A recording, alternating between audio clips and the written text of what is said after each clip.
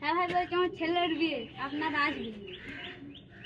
হ্যাঁ হ্যাঁ বললাম মানে আসতে হবে এমন কোনো ব্যাপার না, ওই নেমন্তন্ন করার কথা করলাম। হ্যাঁ আপনি তো একটু কেমন মতন আছেন, আসলে তুমি একাই আসবেন। হ্যাঁ হ্যাঁ আর বলছি আপনার সেই হোঁদল কুতকুত ছেলেটা কোথায়? হ্যাঁ হ্যাঁ ওকে একটু দূরে রাখবেন। না না ও সেই কোথায় সেই বিয়ে বাড়ি গেছিল, যেসব ফুচকা খেয়ে নিয়েছিল, আর একটু হলে ফুচকা বালাদেরকে খেয়ে নিত।